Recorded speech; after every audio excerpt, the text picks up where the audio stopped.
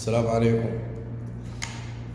اليوم بحكي لكم قصة حقيقية حصلت، هي على جد، حصلت تقريبا قبل قولوا 85 سنة. قصة حقيقية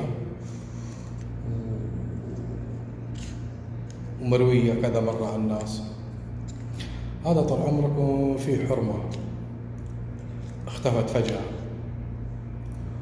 وبعد 40 يوم تقريبا في ناس في البادية، هذا الكلام طبعا في البادية، وقديم ان الحرمة تنخطف او تنقتل او يعني شيء مستحيل.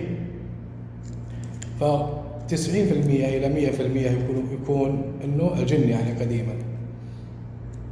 المهم طال عمركم، يوم من الايام اللي جاية في ناس يشوفون بدو، اللي يشوفون حرمة جاية عريانة هزيلة، فراحوا قبلوها حريم وقالت لهم انا فلانة، عرفوها، راحوا غيروا لها ملابس وحطوا لها ملابسها وذي، وانهم يعرفونها. طيب ايش قصتها؟ القصة تقول انا كنت بعد المغرب، تقول اخذ اللبن قديم يحلبونه، يمكن البدو يعرفون الطريقة هذه، انهم يحلبون الغنم، يحطونه في جلد الغنم يسمونه الساعد، ويخضونه ويطلعون لها الزبدة والثاني لبن.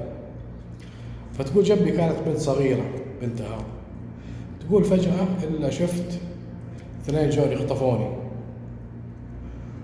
تقول وخطفوني بسرعة شوية، تقول أجري جري سريع شوية، تقول يطيروني، تقول إلا كان في صدري لبة، اللبة ذي يحطونها الحريم قديما خاصة كبار السن، يكون فيها ريحة كذا، ما كان أيام عندهم عطور ولا صبون ولا شيء. فتقول واحدة منهم قال اف اف اف فيها ريحة فيها ريحة، فتقول قطعها ورماها على شجرة تحت. تقول رحت ودوني وادي، الوادي طبعا ذا أنا أعرفه، وفي الديرة عندنا معروف، والحرمة ذي رحمة الله عليها ولدها كبير في السن موجود لحد الآن.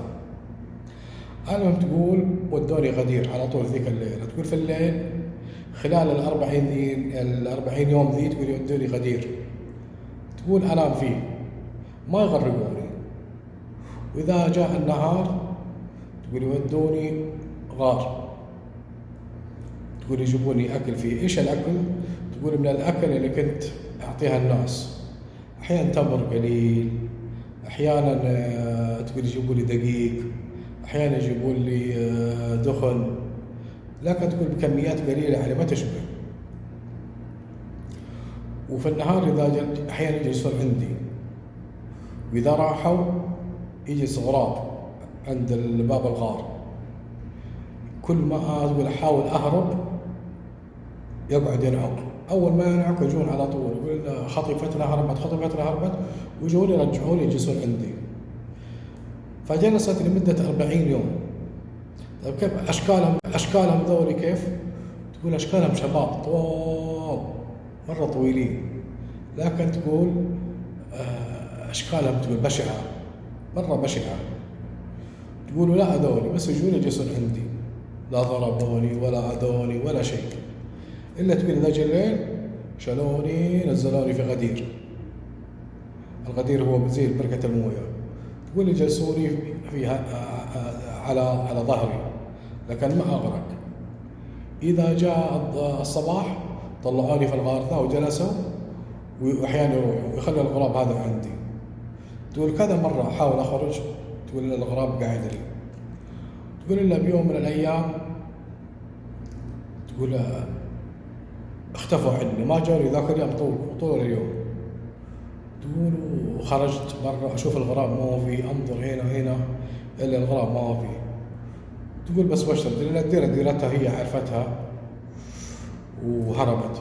فتقول هربت أجري لين تقول وصلت الناس اللي هم تقول صيحت عليهم وجلست برا بعيد يعني شوي عشان جوها الحريم ولبسوها هذه، وهذه قصتها. واستمرت الله يرحمها وخلفت ولدها، يقول لكم ولدها لحد الآن موجود.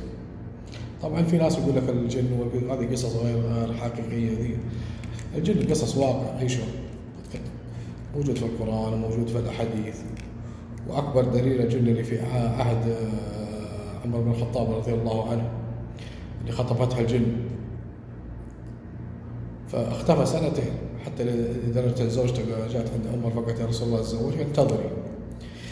فكان خاطفين الجن من الكفار وكانوا مخلينه عندهم عبد، حتى يوم من الأيام غاروا عليهم جن من المسلمين وقتلوهم ونهبوهم، وكان هذا الصحابي من الأسرى، فلما عرف انه مسلم زيهم خيروه انك تبقى معنا او انك ترجع، فقال ارجع، فشال معصير هو غبار يعني زي العاصفة، فشالني حتى رجعني مكاني.